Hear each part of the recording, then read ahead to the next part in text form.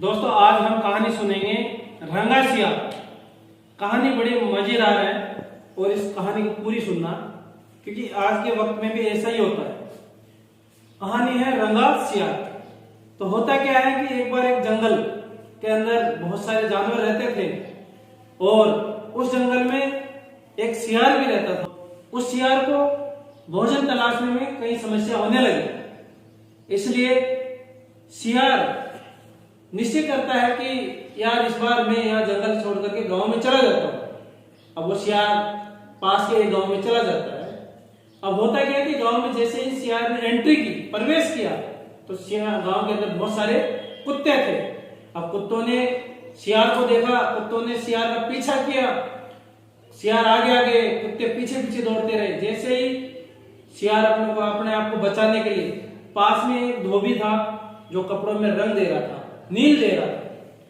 सियार डर की वजह से धोबी की उस बाल्टी, नील से भरी हुई बाल्टी में कूद जाता है। अब कुत्ते वहां उसको देख दुआ के वापिस रवाना हो जाते हैं।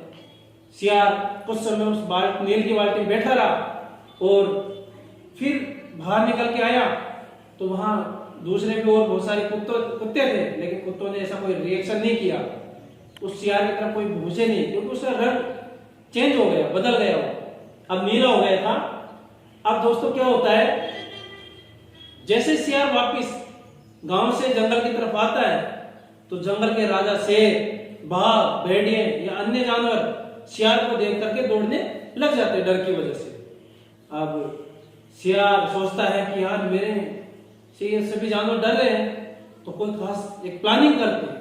वो एक विचार करता है कि सभी जानवरों को वापस रोकता है, कोई भी जानवर डरे नहीं, भगे नहीं, मैं किसी को नहीं मारूंगा। एक सियार था, एक शेर से बोल रहे बात। अब दोस्तों होता क्या है, वो बोलता है कि मुझे ऊपर से प्रभु ने, ईश्वर ने भेजा है इस जंगल में आप सभी की रक्षा करने के लिए।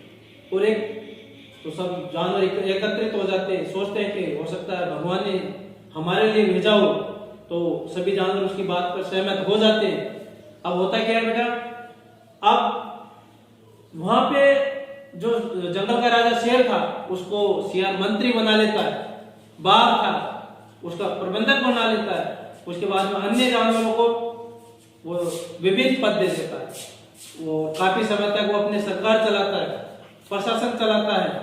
अब एक दिन सियार इतना चालाक था कि उसने उसके जो भी समाज के उसके निजी आदमी थे उनको उस जंगल से काफी दूर दूसरे जंगल में भेज दिया और वो अपने राज करता रहा। लेकिन कहते हैं ना, कोई भी आदमी कितना ही सुधर जाए लेकिन वो अपनी हरकतों से बाज कभी नहीं आता। इसलिए हुआ भी यही, वो पास के जंगल में सियारों ने हुआ हुआ करना शुरू किया तो उसको भी इच्छा हुई, उसकी भी भावनाएं जागरूक हुई, वो भी उन सियारों के साथ साथ हुआ हुआ करने लगे अपनी भाषा में। तो सभी जंगल के पूरे जानवर पहचान गए कि ये तो वही सियार था, इसने हमको मूर्ख बनाया। तो फिर वहां जंगल के राजा ने उसको पकड़ के मार देते हैं। तो इसलिए कहते हैं ना, हमें आज वर्तमान समय में जिससे भी दोस्ती करना हो, जिसके साथ उठना बैठना हो, तो हमें हमारे साथ बहुत सारे व्यक्ति कुछ पल के लिए अच्छे बन जाते हैं, तो हमें उसके कुछ पल की अच्छाई के साथ में उसको अच्छा न समझे।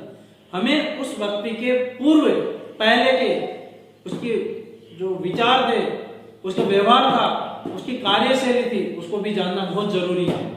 अगर आप उसके पहले की कार्यशैली को बिना जाने उसके साथ में कोई वर्क करोगे, कार्य करोगे, दोस्ती करोगे, तो हमेशा नुकसान उठाना ही पड़ेगा। इसलिए हमेशा जिसके भी साथ रहो, जिसके साथ आना जाना हो, तो उसके परिवार, उसका व्यवहार, उसका कार्यशैली को जरूर देख लेना पूर्व को।